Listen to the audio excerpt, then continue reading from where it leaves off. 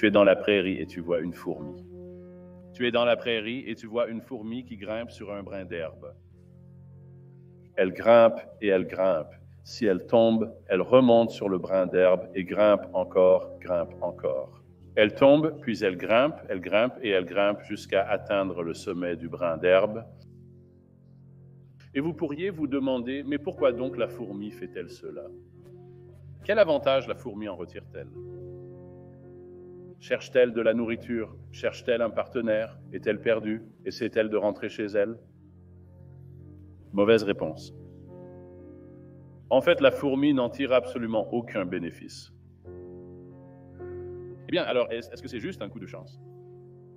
Oui, c'est juste un coup de chance. C'est une douve cérébrale, une douve lancette, Dicroquelium dendriticum, un petit ver parasite du cerveau qui doit pénétrer dans le ventre d'une vache ou d'un mouton pour poursuivre son cycle de reproduction.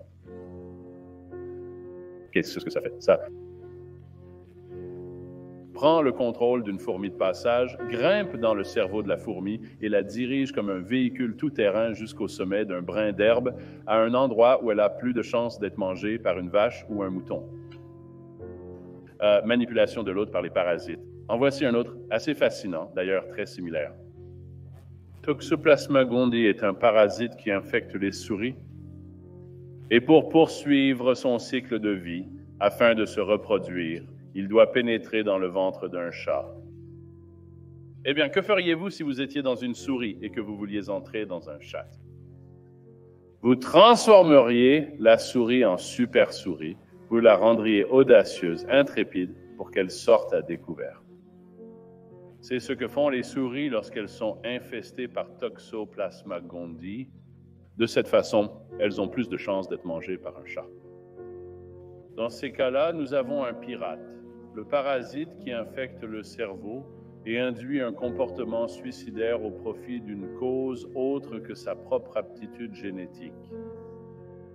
Mon Dieu, c'est effrayant. Est-ce que quelque chose comme ça nous arrive aussi? Eh bien, je veux vous rappeler que le mot arabe « islam » signifie soumission. Cela signifie l'abandon de ses propres intérêts à la volonté d'Allah. Mais l'islam n'est pas seul. Dans le christianisme, nous avons le même thème. Aucune autre espèce, seulement nous. Nous sommes ceux qui peuvent vivre pour une idée, qui peuvent mourir pour une idée. Ce sont les idées, pas les vers, qui détournent notre cerveau. Ce sont des idées qui peuvent se copier elles-mêmes, qui peuvent nous pousser à les copier. Non seulement nous les répétons sans cesse dans notre propre cerveau, mais nous les transmettons aussi à nos amis, à nos voisins, à notre famille, et nous remplissons le monde de nombreuses copies de ces idées. Et cela revient au point que nous avons évoqué plus tôt sur le fait que les idées n'ont pas de droits humains. Parce que je pense que les gens croient, maintenant, que lorsque nous critiquons la religion, nous critiquons les personnes religieuses, ce qui est totalement faux, car nous pensons qu'elles sont aussi des victimes. Absolument. Je veux dire, le mot islamophobie parle de ça. Les gens pensent que si vous critiquez l'islam, vous critiquez les musulmans. Bien au contraire, ce sont eux les premières victimes de l'islam.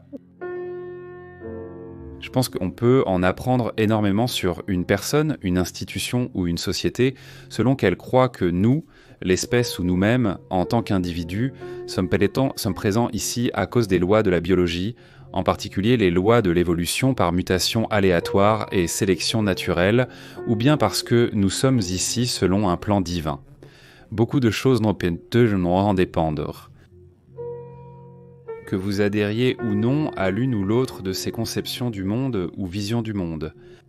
Et le sous-titre de mon livre sur ce sujet, qui s'appelle « Dieu n'est pas grand » est « Comment la religion empoisonne tout ». Et parfois, on me le reproche. Les gens pensent que j'ai dû dire cela ou le formuler ainsi juste pour avoir un sous-titre accrocheur, comme une sorte de tactique de vente ou autre. Ils disent « Qu'entendez-vous vraiment par « tout » » La cuisine italienne, le sexe tantrique, les échecs... ce que vous voulez. Et je dis, en fait, oui, je veux vraiment dire tout, parce que je pense que le culte de la foi et l'instinct d'adorer, de nous prosterner, de pratiquer la religion ou de la laisser s'exercer sur nous, en d'autres termes, est toxique pour tout parce que cela nous attaque dans notre intégrité la plus profonde, la plus intime et la plus essentielle. Cela nous dit en effet que nous n'avons pas de libre arbitre, que nous n'avons pas le droit de décider par nous-mêmes de ce qui est juste ou que nous ne pouvons pas distinguer une action juste. Les gens me disent, sans se rendre compte à quel point la question est insultante, « Comment aurais-tu des valeurs morales s'il n'y avait pas Dieu? Comment pourrais-tu savoir ?» Je m'arrête ici juste pour dire, et je pense que sur le campus d'une université qui porte le nom de Roger Williams, ce sera facilement compréhensible, pourquoi je trouve cela insultant. L'une des raisons, je pense, est celle-ci. Si j'entends cela de la part de l'un des pratiquants d'une religion organisée, je ne vais pas leur accorder l'hypothèse qu'ils font si facilement en leur faveur, à savoir qu'en étant chrétiens, musulmans ou juifs, ils en savent déjà plus que moi sur la morale. Je veux dire, est-ce que ceux qui pratiquent une religion organisée ne devraient pas commencer par présenter quelques excuses à ce sujet? Comment osent-ils dire que je suis sur leur territoire quand on parle d'éthique et de morale? Ce n'est pas moi qui impose des choses comme la mutilation des organes génitaux des enfants, par exemple, qui est dans tous les cas un commandement religieux. Ce n'est pas moi qui demande que le suicide et le meurtre soient fusionnés en un seul acte au nom de Dieu. La communauté du suicide et du meurtre est presque exclusivement, pas absolument à 100%, mais très proche de l'être, une communauté pieuse et fondée sur la foi. Comment ose-t-on supposer que nous ne pouvons pas parler de ces choses sans la permission d'une sorte d'église ? Récemment, aux États-Unis, je viens juste déclarer que l'enseignement du créationnisme est une forme de maltraitance envers les enfants, et je le pense vraiment. À savoir, si vous retenez la connaissance ou si vous faites quoi que ce soit aux enfants qui les met dans une situation de désavantage compétitif à l'âge adulte, c'est de la maltraitance envers les enfants. C'est une forme légère de maltraitance envers les enfants, mais c'est comme priver quelqu'un de médicaments.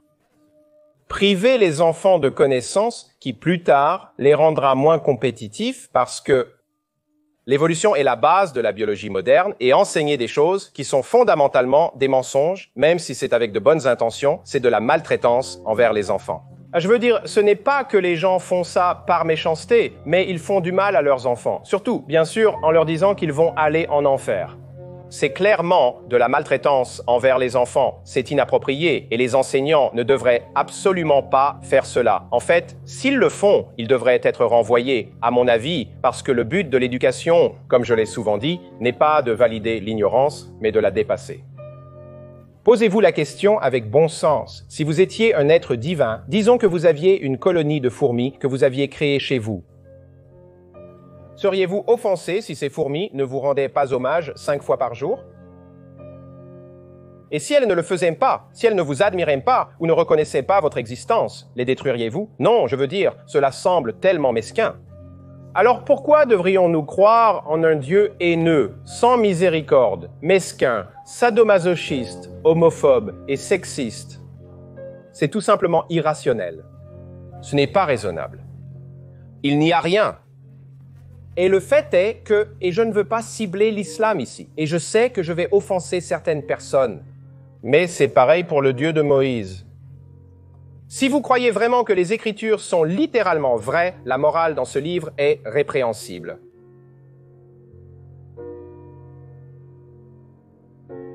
La foi, c'est vraiment croire en quelque chose pour laquelle vous n'avez ni argument rationnel ni bonne preuve. William Clifford, qui a écrit un très bel essai sur la foi en utilisant comme analogie un armateur qui s'apprêtait à envoyer en mer un navire plein d'immigrants.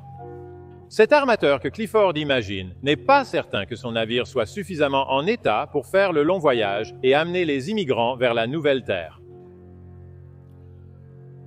Mais il y réfléchit et il se dit « Eh bien, après tout, il y a une providence divine, et comment une providence divine pourrait-elle permettre à ces braves gens qui vont établir leur avenir, des hommes, des femmes et même des enfants, qui sont du moins les enfants innocents de tout péché, comment pourrait-elle leur permettre de se noyer en route vers le nouveau monde? Donc, j'aurai foi en Dieu et je ne prendrai pas la peine d'inspecter le navire pour voir s'il est en état de naviguer, parce que j'ai foi qu'il atteindra l'Australie. » Eh bien, bien sûr, comme je l'ai dit, nous savons que certains navires n'y sont pas parvenus et nous reprocherions cela à cet armateur en disant « Tu ne peux pas simplement avoir la foi de cette manière, tu dois vérifier les preuves, tu dois examiner la situation. » La foi de l'armateur aurait mis des vies en danger et malheureusement, dans le monde réel aujourd'hui, la foi met aussi des vies en danger. En fait, le refus de l'Église catholique romaine de tolérer l'utilisation de préservatifs, même dans les régions d'Afrique subsaharienne où le risque de contracter le virus de l'immunodéficience humaine, syndrome d'immunodéficience acquise, est extrêmement élevé, n'a sans doute pas seulement mis des vies en danger, mais a peut-être coûté la vie à des millions d'innocents. Nous payons un lourd tribut à la foi religieuse de certains chefs religieux. La religion ne nous est pas donnée par révélation. Elle ne vient pas des cieux.